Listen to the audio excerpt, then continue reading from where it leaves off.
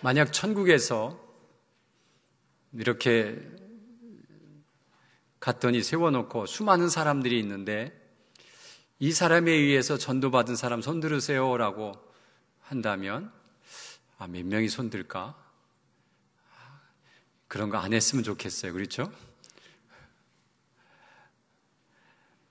전도를 해야 된다고 하는 소중한 것을 깨닫는데 왜 안 움직일까라는 생각을 합니다. 왜 전도할 생각을 하지 않는가? 그것을 우리가 한번 생각해 봐야 됩니다. 그 이유는 전도를 꼭 해야 하는 사명감이 부족하다는, 당위성이 부족하다는 것이죠. 또 열정이 없고 믿음이 없다, 부끄럽다, 능력이 없다, 아는 사람이 없다, 여러 가지 핑계를 대지만은 결과적으로 보면 정말 영생함이 있느냐라고 하는 것에 대한 확신이 부족하다라고 말할 수 있습니다. 만약 영생함이 없다면, 천국이 없다면 여러분 예수 믿지 마세요. 교회 나오지 마세요. 다 쓸데없는 일 아니에요. 착하게 사는 사람이 천국에 간다? 아니에요. 교회 안 다니는 사람 중에 착한 사람이 상당히 많아요. 하나님을 믿고 예수 그리스도를 믿어야만이 천국 간다라고 성경은 이야기하고 있고 예수님도 그렇게 말하고 있습니다. 그렇기 때문에 우리는 한 영혼을 지옥에서 천국으로 보내는 일은 정말 소중한 일이에요. 전도하다가 문제가 생기거나 자꾸 비아냥거리면 이렇게 얘기했으면 좋겠어요. 내가 천국이라고 하는 건 너무 좋은 곳을 아는데 당신이 거기에 나와 함께 갔으면 좋겠다. 내가 그게 소원이다. 가족은 당연히 그렇게 얘기해야 되고요. 가족이 아니더라도 친구에게다. 넌 내가 가는 그 천국에 너를 꼭 데려가고 싶다. 그 당시에는 뭐라고 하겠지만 실제 집에 가서 생각하면 걔가 나를 그렇게 좋아하나? 정말 나를 좋아하는 친구구나 라고 생각하게 됩니다. 여러분 좋은 것을 향해서 데려가겠다는데 왜 그것이 기분 나쁩니까? 그것이 없다 하더라도 말은 고마워라고 얘기하지 않겠어요? 여러분, 영생함이 있는 것은 우리에게 너무 소중한 것이기 때문에 이것을 포기해서도 안 되고 이곳에 내가 친한 사람들이 빠지는 것도 안 되고 특히 우리 가족이 빠지는 것 더욱 안 되고 그래서 우리가 몸달고 그것 때문에 아파하고 그것 때문에 힘들어하는 우리의 몸부림이 있어야 되는데 우리는 그런 몸부림이 전혀 없고 그저 평안한 마음으로 살아가는 것을 보면 우리가 영생에 대한 확신이 아직도 없는 것은 아닌가라는, 천국에 대한 확신이 아직도 없는 것은 아닌가라는 그런 의심을 자기 스스로 자기를 해봐야 돼요. 여러분, 우리는 한 영혼을 전도하는 것. 아까도 얘기했지만 우리 한 영혼을 전도했는데 그 영혼이 예수 믿고 구원받고 정말 복된 삶을 살아서 또 자녀들을 계속해서 낳다 보면 그리고 자녀들에게 복음을 계속 전하다 보면 한 10년, 20년, 100년, 200년 지나가다 보면 그 한 생명으로부터 복음이 전파된 것이 몇 천 명이 되는지는 우리는 알 수 없습니다. 그렇기 때문에 여러분, 우리가 한 영혼을 사랑하는 것은 너무 소중한 일입니다. 전도해야 되는 이유, 목적, 중요한 것은 이게 지금 제가 얘기한 그 첫 번째입니다. 영생함으로 인도하는 것이 첫 번째 이유입니다. 두 번째 이유는 이 세상을 살아가면서 이 세상이 너무 아프고 힘들어요. 이 세상을 잘 산다는 것이 너무 힘들어요. 경제적인 것도 해결하는 것도 너무 힘들고요. 또 사회의 갈등이 너무 힘들어요. 사람들이 좀 평안하게 살았으면 좋겠는데 매일 지지고 볶고 싸우고 삐지고 상처받고 그러면서 살아가요. 그거 하나하나 해결하는 것도 너무 힘들고요. 정치판에는 보수와 진보가 서로 싸우고요. 부부간에도 좀 안 싸우고 행복하게 살려고 결혼했는데 왜 그렇게 많이 싸우는지 몰라요. 왜 말이 안 통하는지 몰라요. 요즘 우리나라의 참 큰 문제는 아버지와 아들이 소통이 안 돼요. 부모와 자녀가 말이 안 통해요. 부모들은 자녀들을 볼 때 가슴을 치면서 답답해요. 자녀들은 부모를 보면서 비웃어요. 말이 안 통하는 사람, 세대 차이가 난다, 이렇게 생각해요. 참 이런 거 해결하기가 참 어려워요. 이혼율이 높아가요. 미투 사건을 보면서 참 많은 여성들이 고생을 하겠다. 왜 이런 세상이 되나요? 왜 자살률이 이렇게 높아요, 우리나라에? 왜 맥없이 죽어가는 거예요? 먹을 게 없는 것도 아니고 살만한 이 나라에 왜 자살률이 높아가요? 그리고 왜 젊은이들이 결혼하지 않아요? 결혼해서 행복이 거기에 있는데 그것을 버리고 자기 홀로 살겠다고 하는 사람들이 많이 있다고 하는 것이 얼마나 안타깝습니까? 취업이 어렵습니다. 열심히 공부해도 갈 데가 없습니다. 그래서 젊은이들이 낙심하고 그래서 자살할 때가 있습니다.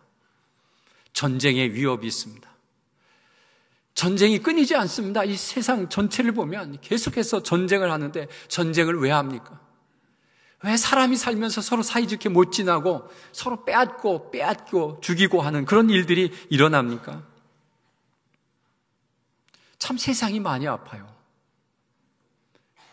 그런데 이 아픈 세상을 치유할 수 있는 방법이 있는데 그 방법은 예수 그리스도의 십자가라는 사실입니다. 성경은 그것을 계속 얘기하고 있어요. 십자가만이 우리를 고치고 치유하고 변화시킬 수 있는 능력이다라고 오늘 본문도 그것을 이야기하고 있어요. 그래서 사도 바울은 나는 십자가 외에 다른 것을 알기를 다 포기하겠다. 나는 십자가만 생각하고 간다. 그래서 전도할 때도 난 십자가 외에는 전도하지 않겠다.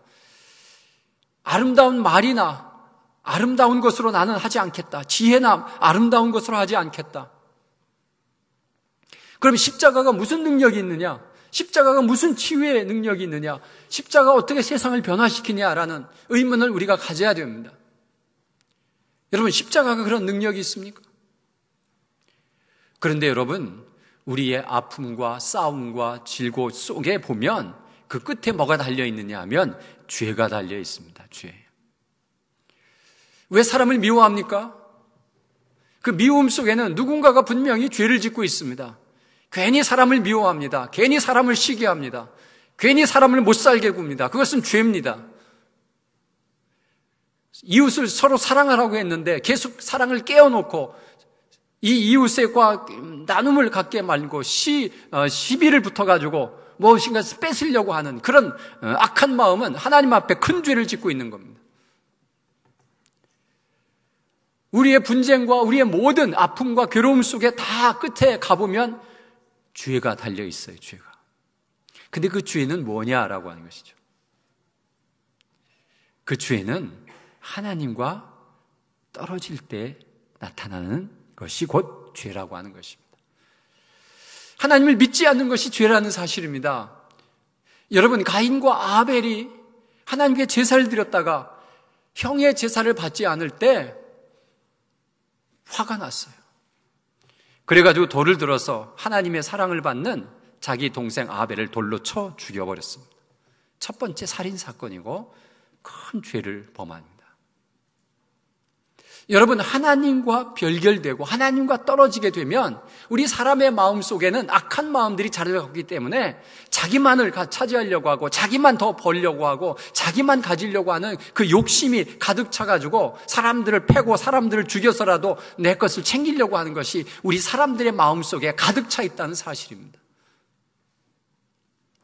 여러분, 그 아픈 마음, 그 마음은 무엇으로 해결받습니까?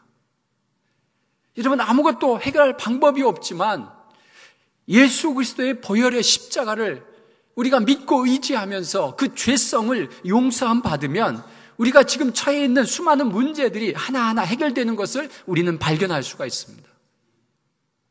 그런데 우리는 사람과의 관계 속에서 깨지면 저놈이 나쁜 놈이기 때문에 그러라고 하면서 자꾸 그를 죄인으로 몰고 가려고 하는 마음이 있는데, 그것보다는 여러분, 내가 혹시 지은 죄는 없는가? 내가 괜히 미워하는 것은 없는가? 라는 그 죄성을 우리가 발견해야 됩니다. 근데 그 죄를 발견했다면 그 죄를 해결할 방법이 없습니다. 그 방법은 예수 그리스도가 그 죄를 위해서 대신 죽어졌기 때문에 우리는 그 죄를 주님의 십자가에 내려놓고 용서함 받아야 우리의 문제가 해결된다는 사실입니다. 그래서 여러분, 이 세상이 싸우고 이 세상이 악하고 그런 것들이 해결할 수 있는 방법은 어떤 제도나 정치를 가지고 해결이 안 됩니다. 그러나 예수 그리스도의 십자가의 보혈로 그 문제를 해결하면 하나하나 해결되고 정말 우리가 평화를 이루고 아름다운 세상을 살아갈 수가 있는 것입니다. 여러분, 이 죄는 우리 인간을 정말로 악하게 만들고 우리 인간을 힘들게 만들고 살아가는데 정말 고생하도록 만드는 것이 이 죄의 근원입니다. 그래서 죄의 결과는 사망입니다. 결국 우리를 힘들게 하고 우리를 죽게 만드는 그 죄성을 우리가 가지고 있으면 우리는 이 세상에 살면서 늘 고통당하고 늘 어려움 당합니다. 구약 성경에 보면 이스라엘 백성들이 하나님을 잘 섬기다가 설설 잘 살만하고 평화를 누리니까 하나님을 멀리 떠납니다. 하나님을 떠나니까 그 다음 옆에 있는 강대국을 들어서 이스라엘을 쳐버립니다. 이스라엘이 쳐지니까 여러분, 그들은 노예로 팔려가고 정말 어려운 곳에서 고생할 때 하나님 우리를 살려주십시오. 하나님 우리에게 능력을 주십시오. 제발 잘못했습니다. 내가 하나님을 저버렸습니다라고 고백하고 회개하면 하나님께서 그 모든 고난에서 돌아오게 하시고 그리고 평안을 누리게 해 주십니다. 그래서 여러분, 하나님과의 관계성 속에서 얽혀져 있는 이 죄의 문제를 해결하는 것이 우리가 급선무인데, 그 죄의 문제를 해결하는 것 중에 가장 특효는 예수 그리스도의 십자가의 보혈이라는 사실입니다. 믿으십니까? 우리가 진정으로 평화를 누리고 진정으로 행복함을 누리는 것은 예수 그리스도의 십자가로 평화를 누릴 수가 있습니다. 또 한 가지, 오늘 이 본문에 내려가다 보면 하나님의 지혜에 대해서 계속 얘기합니다.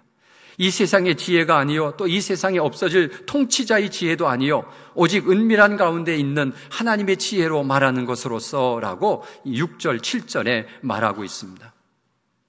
하나님의 지혜가 무엇이지? 하나님의 지혜로 전도하고 하나님의 능력으로 이렇게 전도하고 또 하나님의 지혜로 살아가면 좋겠는데, 이 하나님의 지혜가 무엇일까라고 생각해 보면 이 하나님의 지혜는 이렇습니다. 하나님은 능력이 많으신 분입니다. 천지를 창조하신 분이고 아름다운 꽃을 만들고 우리 인간을 만들어내는 능력의 하나님이십니다. 천군 천사를 호령하는 그런 능력자이십니다. 그래서 누가 전쟁을 일으켜도 하나님이 개입하시면 당장 끝나버립니다. 왜요? 하늘에 천군 천사를 내려오게 하면 그 모든 것이 끝납니다. 그런데 하나님은 힘으로 하지 않습니다.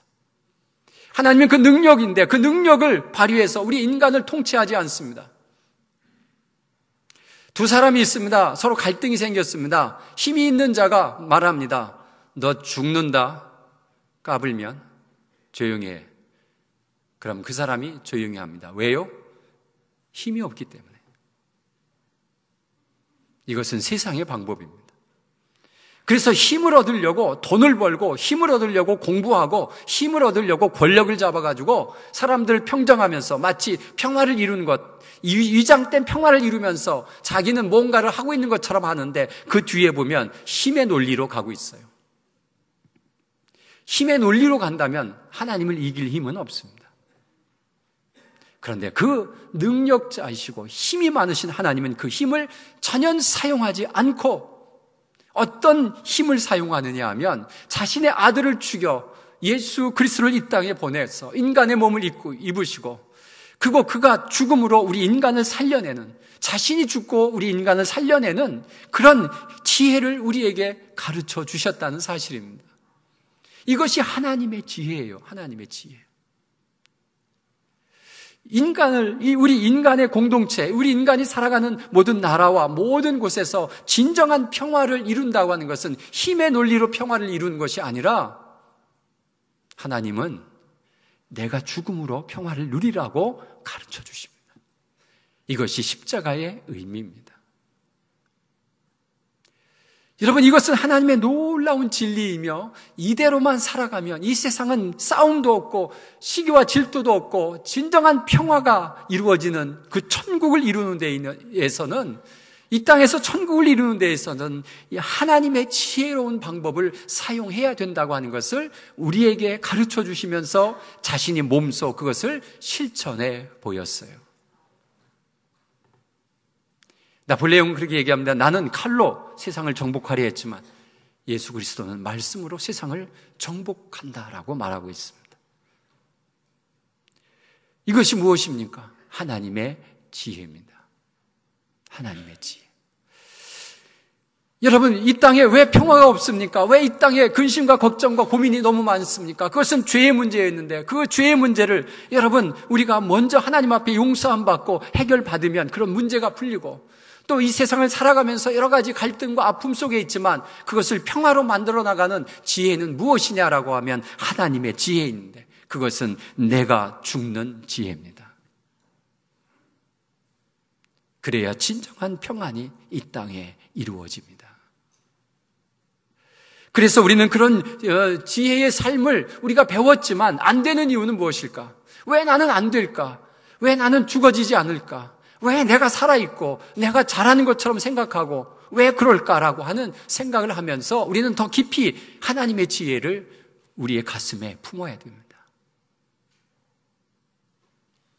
여러분, 이런 경험을 통해서 은혜 받은 경험이 우리에게 많이 나타나면 이런 것들을 자랑할 수 있어요. 뭐냐 하면, 내가 예수 믿고 내 마음의 근심을 다 내려놨다. 내가 예수 믿고 그전에는 우울했고 내가 삶에 활력도 없고 죽고 싶은 마음이 있었지만 내가 예수 믿고 나서 나는 살 소망을 찾았다. 그전에는 내가 늘 재미만 추구하고 살아갔는데 예수 믿고 났더니 더 재미있더라. 여러분, 이런 신앙의 간증이 있어야 우리는 전도할 수 있어요. 전도도 하나님의 지혜로 해야 됩니다. 야, 일로 와봐. 교회 좀 나와봐. 여러분, 그래가지고는 절대로 오지 않습니다. 내가 죽고 섬겨주고 아까 말한 것처럼 내가 당신 천국에 데려가고 싶다고, 어떻게 해서라도 천국에 데려가고 싶다고. 여러분, 그런 섬김, 자신의 죽음, 자신의 어떤 희생, 이런 걸 통해서 하나님은 구원의 역사를 이루는 그런 놀라운 은혜를 우리에게 가르쳐 주었습니다. 그런데 내가 하나도 희생하지 않으니까 한 명도 구원이 이루어지지 않는 것입니다. 예수님은 자기의 생명을 걸고 우리의 생명을 지켜주셨고 영원한 생명으로 보내주셨습니다. 그런데 우리는 우리의 생명을 걸지 않습니다. 우리의 편안함, 이것 때문에 우리는 한 명도 구원할 수 없습니다. 여러분, 한 명이 구원되어지고 안 되어지는 것 중요한 것이 아니라 내가 그 구원을 위해서 얼마나 노력하고 있느냐가 중요합니다.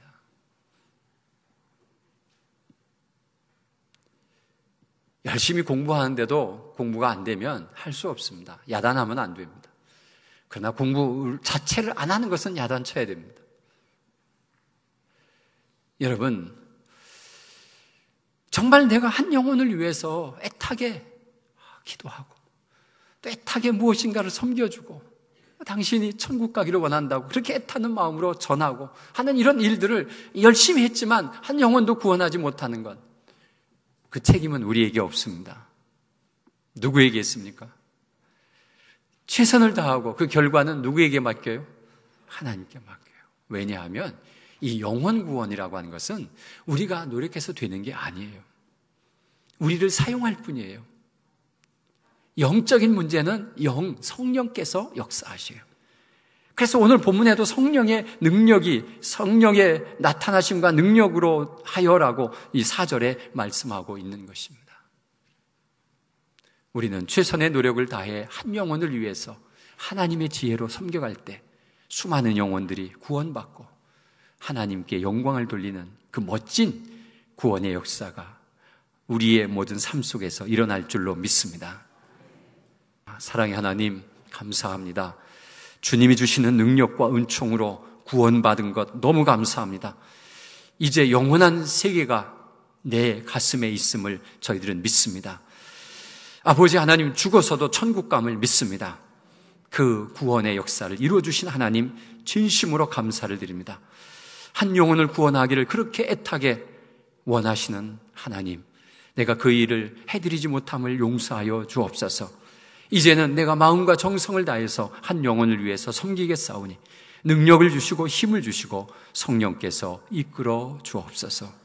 하나님, 함께해 주옵소서. 감사드리오며 예수님의 이름으로 기도하옵나이다. 아멘.